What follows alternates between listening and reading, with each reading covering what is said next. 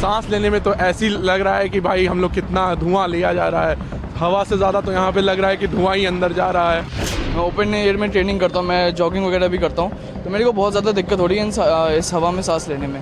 Government को भी अपनी तरफ से करना चाहिए कुछ चीज़ें, जैसे कार्स वगैरह को जब तक पॉल्यूशन बहुत ज़्यादा है तो उन पर लिमिट लगानी चाहिए। दिवाली की रात दिल्ली में हुई जमकर आतिशबाजी के बाद से ही हवा लगातार बिगड़ती जा रही है।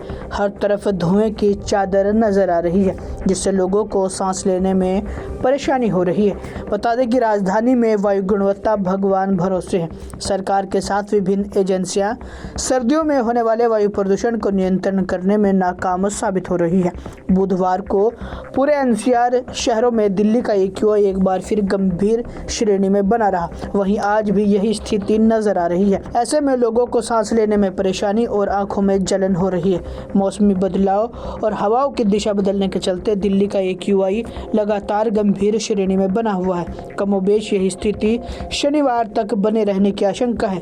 वहीं विशेषज्ञों का कहना है कि ठंडी हवा के कारण प्रदूषित कण वातावरण में नहीं फैल पा रहे, जिस कारण प्रदूषण का स्तर लगातार बढ़ रहा है और इससे लोगों के बीमार होने की आशंका है। यहाँ का दिल्ली का प्रदूषण देख के सांस लेने में तो ऐसी लग रहा है कि भाई हम लोग कितना धुआं लिया जा रहा है, हवा से ज़्यादा तो यहाँ पे लग रहा है कि धुआं ही अंदर जा रहा है। अब यहाँ की सरकार को देखना चाहिए कि ये क्या क्यों हो रहा है, क्या हो रहा है, नतीजा निकालें, कुछ तो बताएं, तब तो बात चलेगी। हम दूर दूर से आ रहे हैं, यहाँ पे ऐसा सिस्टम रहेगा, तबीयत हर इंसान की ख़राब होना वाजिब है। अब ये कैसे चलेगा बताइए। वैसे तो मैं एक एथलीट भी हूँ, पर मैं जैसे थोड़ी आदत है मेरे को कि मैं थोड़ा खेल वेल सकता हूँ, पर फिर भी इस पॉल्यूशन में सांस लेने में बहुत दिक्कत है। जैसे अगर मैं ट्रेनिंग भी करता हूँ, मैं ओपन एयर में ट्रेनिंग करता हूँ, मैं जॉगिंग वगैरह भी करता हूँ, तो मेरे को बहुत ज़्यादा दिक्कत हो रही है इस हवा में सांस लेने में।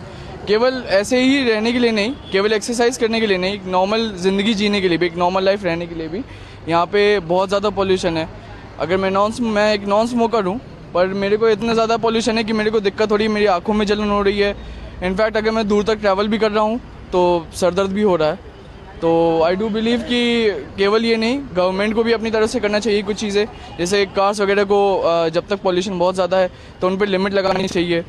और उसके साथ साथ में पब्लिक को भी, जो हमारी पब्लिक है, जो नॉर्मल पब्लिक है, उसको पब्लिक ट्रांसपोर्ट की तरफ थोड़ा ज़्यादा ध्यान देना चाहिए, ताकि पॉल्यूशन कम से कम हो और थोड़ा ये एनवायरनमेंट जो है थोड़ा स्टेबल हो सके। सांस लेने में तो ऐसी लग रहा है कि भाई हम लोग कितना धुआं लिया जा रहा है, हवा से ज़्यादा तो यहाँ पे लग रहा है कि धुआं ही अंदर जा रहा है। मैं ओपन एयर में ट्रेनिंग करता हूँ, मैं जॉगिंग वगैरह भी करता हूँ, तो मेरे को बहुत ज़्यादा दिक्कत हो रही है इस हवा में सांस लेने में। गवर्नमेंट को भी अपनी तरफ से करना चाहिए कुछ चीज़ें, जैसे कार्स वगैरह को जब तक पॉल्यूशन बहुत ज़्यादा है तो उन पर लिमिट लगानी चाहिए। दिवाली की रात दिल्ली में हुई जमकर आतिशबाजी के बाद से ही हवा लगातार बिगड़ती जा रही है। हर तरफ धुएं की चादर नजर आ रही है, जिससे लोगों को सांस लेने में परेशानी हो रही है। बता दें कि राजधानी में वायु गुणवत्ता भगवान भरोसे है। सरकार के साथ विभिन्न एजेंसियां सर्दियों में होने वाले वायु प्रदूषण को नियंत्रण करने में नाकाम साबित हो रही है।